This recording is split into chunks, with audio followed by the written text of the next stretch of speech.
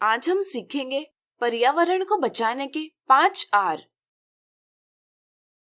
हम हमारे विकास के लिए पर्यावरण से विभिन्न वस्तुएं प्राप्त करते हैं।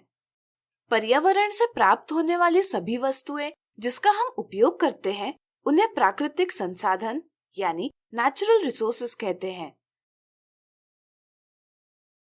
वायु, वन, सूर्य की ऊर्जा, जल, कोयला, पेट्रोलियम इत्यादि हमारे लिए प्राकृतिक संसाधन हैं।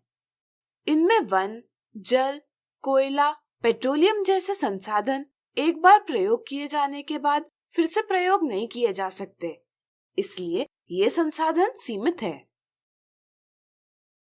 विकास की दिशा में तेजी से आगे बढ़ते हुए हम इन प्राकृतिक संसाधनों का अविवेकपूर्ण दोहन यानी एक्सप्लॉयटेशन करते जा रहे हैं।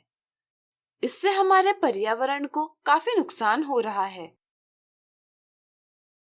समाचार में आपने वायु प्रदूषण यानी एयर पोल्यूशन, जल प्रदूषण यानी वाटर पोल्यूशन, मृदा प्रदूषण यानी सॉइल पोल्यूशन और उनके पर्यावरण पर प्रभाव के बारे में अवश्य देखा या पढ़ा होगा।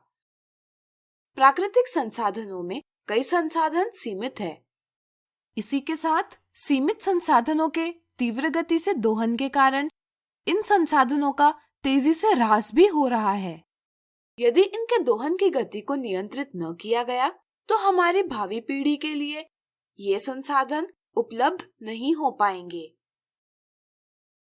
इसलिए हमें आवश्यक है कि संसाधनों का प्रयोग नियंत्रित रूप से किया जाए जिससे अगली पीढ़ी के लिए संसाधन उपलब्ध हो सके।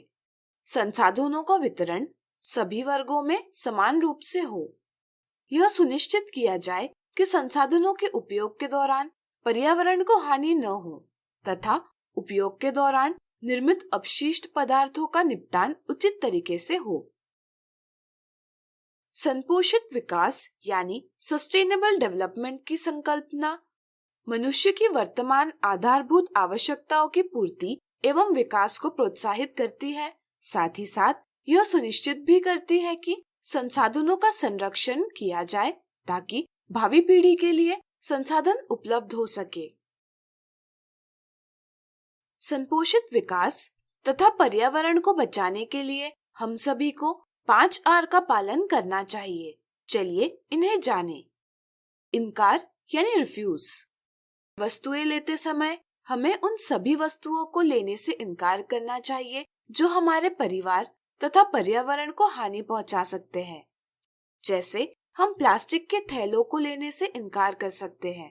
प्लास्टिक के थैले के स्थान पर हम कपड़े अथवा जूट के थैले का प्रयोग कर सकते हैं।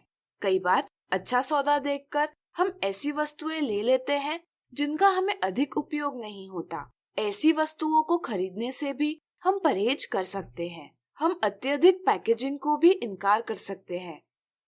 इसी तरह हमें प्लास्टिक के कप जैसी वस्तुओं को भी इनकार करना चाहिए जिनका फिर से उपयोग नहीं किया जा सकता।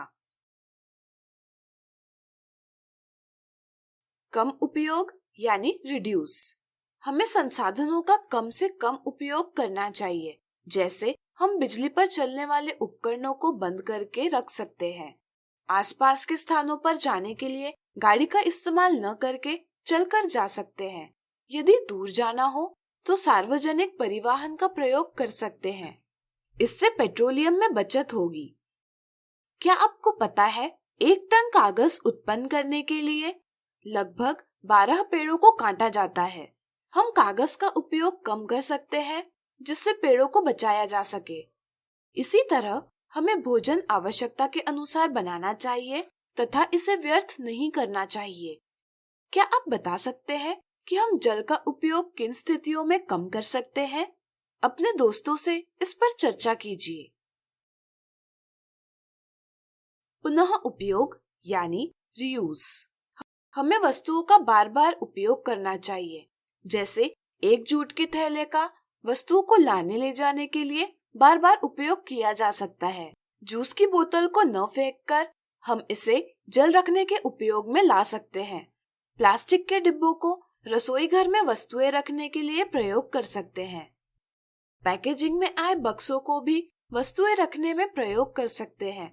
उन कपड़ों को जो अब हमारे लिए छोटे हो गए हैं हम किसी जरूरतमंद को दे सकते हैं। पुनः प्रयोजन यानी रिपर्पस।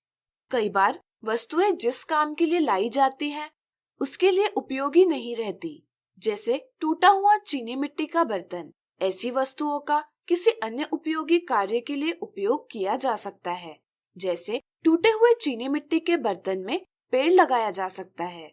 टूटी हुई बाल्टी का डस्टबिन के रूप में प्रयोग कर सकते हैं। टूटी हुई चूड़ियों से सजावटी चीजें बना सकते हैं।